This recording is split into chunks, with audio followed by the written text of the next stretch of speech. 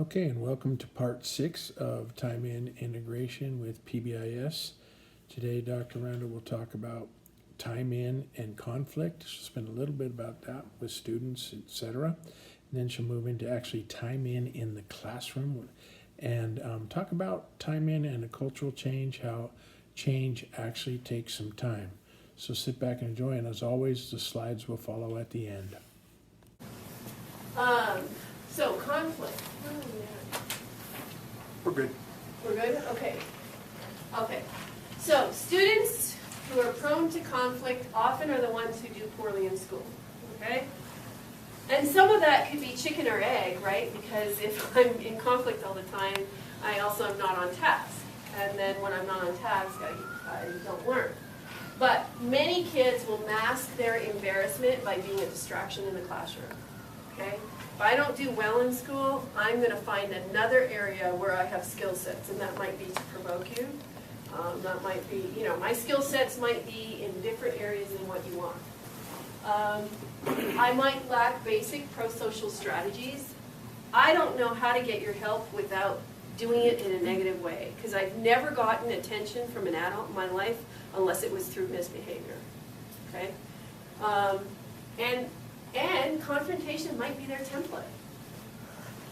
Have you ever met, okay, so this is so foreign to me because I hate confrontation. Okay, it's something you have to learn that is important in life. It's part of that engagement, disengagement thing. But there are some people I've met in life who actually really like it. Like it's really a thing for them, and that's so hard for me to do. But there are, and I'm not saying that's bad. I'm just saying there's some people who are very comfortable in being able to go and confront something. So it's a good skill set when it's put into the right avenue. Okay. So, but for some kids, their only template might be the only way I know how to do contact cycle with you is to be confrontational. Okay. So this might be a template that we're having to. So when we're reacting to a student provocation, there's some real important things that we need to remember, because what you get into is a power struggle. And that's a hard battle. That's a real, and often people will say kids have a lot more energy than you do, so they can stick in it a lot longer. So cardinal rule is to try to stay outwardly calm. Okay, you're the professional, you're the one, you're the older, wiser model, and to try to keep a professional perspective. Remember, I want to say 100%, but there might be some reason for some relationship in life that it is, but 100% of the time, typically, this is not about you. The conflict, the confrontation is not about you. You may have triggered, inadvertently, a procedural memory, a flashback, something, a survival reflex, something, but usually it is not about you. And so if you can maintain that calm, and it's really hard because when something is directed at you and you're being called a name, it's hard not to take that personally, okay? And it's really hard to say, I'm just a stimulus, because I'm much more than that, but at the moment I'm a stimulus that's triggering, or I'm the other thing is, this is what I tell parents, and I think particularly if a student feels safe with you, I'll tell parents,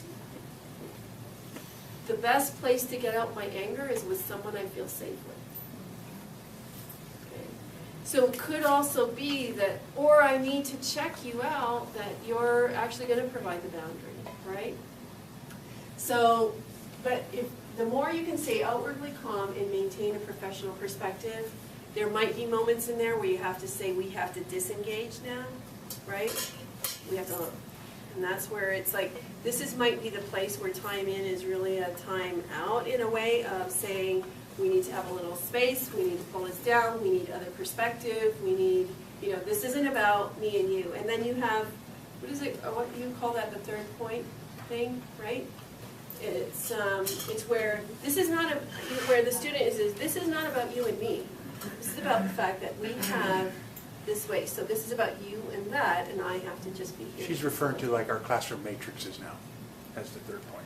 Is that what the rules and the kid rather than you and the kid. Right. Right. So try to pull yourself out as the professional who's there to keep it safe, not as the one who's provoked by. Okay? So, so to minimize the power struggle, it's best if you're having a kid in the classroom to not single them out loudly in front of you. If you can get closer to them, quiet voice. Now, often they're going to say try to establish eye contact. For many of these kids, that's really difficult. It may not happen. But if you know they're listening, I wouldn't force the eyes, okay? Because there could be a trauma related to that. Call them by name before you give a command, and remember to do the positives. This is what I need from you. I need you to stop doing this. This is what I need you to start doing. Try not to say, don't be a, don't, you know, and try to talk about the actual behavior as opposed to the child. Stop being an asshole or whatever, you know. I need you to stop, you know, stop calling people names, stop distracting them, you know. So try to stay away from the personal as well for the child.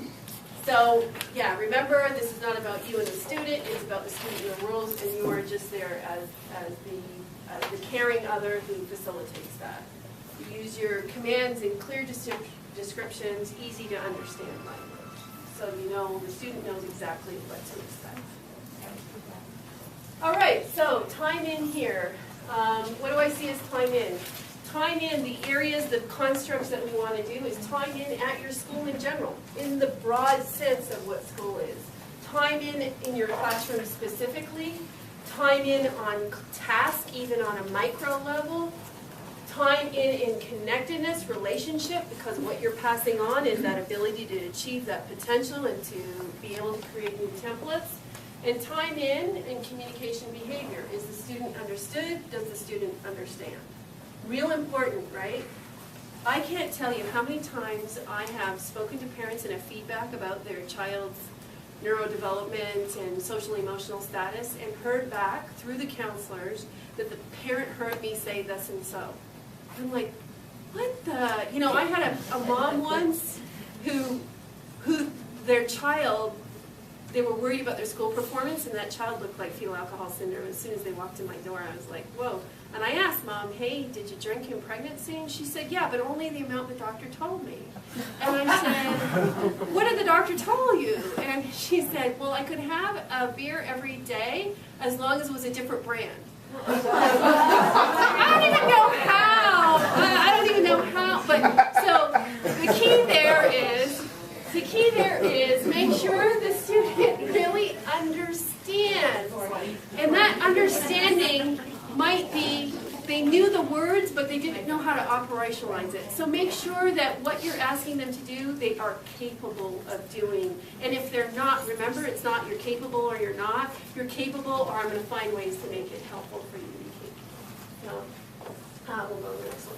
So the other thing is time in. You've already done PBIS. You don't have a huge culture change. I think it's really great in your administration and through your teachers. I haven't met your students, so I don't know how much they've embraced it, but I'm sure there's some of that, if not more of that. But remember, every time you're trying to change, whether it's an individual child's template or a culture, you have pushback. Because as much as I want what you're offering here, this is what I know, and procedurally in my brain what I do. So you do have some. But the other thing is, this is a cliche in a way, but it's so true, is that you're only effective as your weakest link. So if I'm really good at English and teaching English, but really having a hard time with the behavioral stuff, I need a teacher who is really good, or a colleague who's really good at helping me with the other stuff. The other thing is, maybe I don't teach history as well, but I'm really good at this part, so somebody else can say, here's some strategies for history. But we got to work together. Be careful that your procedural memories don't get in the way of saying, I have to be independent, I have to be an island. If I do anything wrong, it's a statement about me. As opposed to, we are on a journey together. And that nobody has all our answers, but as we relate to each other in healthy ways, we can collaboratively, rubbing shoulders, do something on behalf of kids that's just, you're giving them a future, a beautiful future of being effective citizens and meeting their potential in life. There was once I talked about social support is such an important part of this construct. I was talking and there was a physicist in the room. I don't know But he came and talked to me about, because I talked about the need for us to work together, you know, that social support is required, that we have to work together to create change in our world. And he talked about, you know, tensile strength and ropes, you know, that if you take the same ropes, you know, the ones that are intertwined together, and you put them separately, they have much less strength than when you tie them together. The tensile strength, he said, like triples of what you're able to hold, okay? The weight you're able to bear when it's there. And part of that strength comes not just by the fact that I'm beside you, but I rub against you, that I create friction with you. It might be positive, it might be negative, but if I stay in connection with you, with each other, right, you're going to have more power to handle those hard things. So we're not all going to agree on everything. In fact, this might be an overstatement, but I kind of liked it when somebody told me that one. If you find somebody who agrees with everybody, they're a sociopath. Right? Because, you know what I mean? Because it's like being a chameleon. I agree with you, and I agree with you, and I agree with you, that I don't have anything here. I'm just trying to, right? Okay? So we're human beings that have good integrity. We'll have some disagreements. But if we can put our procedural memories aside and say, on behalf of the child, I'm going to try to take your viewpoint. Okay, but could you take my viewpoint, and could we come to a place where we think will be effective for this kid? Right? So that requires time in together. It requires time in with your administration. It requires time in on all those different levels, and that's what we're talking about. So I think the next slide was going to be, I love Albert Einstein, and it's what AA uses, is that if we're going to do a culture change, doing tomorrow what you did today and expecting different results is really the definition of insanity. And so we don't want to be insane, but our procedural memories make us do this, so we have to have each other to put us into awareness. Hey, did you happen to know? And we have to have relationships with each other to be honest, right? You know? So, you know, part of the hard thing about being with your significant other, your spouse, is they get to know you so well that they see parts of you you don't, so they kind of let you know about your procedural memories, and sometimes they don't do it so nicely, and then it gets like really difficult, right? So we have to have good relationship with each other, so when we give each other feedback on our procedural memories, that maybe it won't be so negative and we'll be able to work together well. So I think here is where I wanted to do Q&A, and then whether or not we can move into the other or not. What was the next one? I think the next one was, I was just going to say, yeah, the relational piece. Time in takes time. Behaviors were laid down in relationships. Remember, from birth on, that's where it was. So relationships are going to be required to change behavior. Medication, other things might help a little bit, but if you really want to change somebody, you're going to have to do it through relationship. My way into your neuronal network to change the pathways in your brain is in relationship, okay? Because that's how they were laid down. So I remember, though, it takes a great deal of repetition and a great deal of time. There's one more slide on relationship. And so 2 points. Remember, the patterns of how a child interacts with you comes from their experience of how they relate. It is not about you. Don't take it personally. And the other thing is, the more persons of us who offer the same new pattern, if we all work together to say, this is our pattern, this is some patterns we want in our classroom for our kids, the more likely you're going to set down a procedural memory. Because if teacher A does the pattern this way, and teacher B says, I don't buy into it, and teacher C says, well, maybe some of the time, and teacher D is like, whatever, and then teacher E is like, I'm going to do it dogmatically, whatever it is, right? There's no pattern. So somehow we have to support each other. Okay, welcome to part 7 of the integration between PBIS and Time In for Schools. This one you are going to enjoy.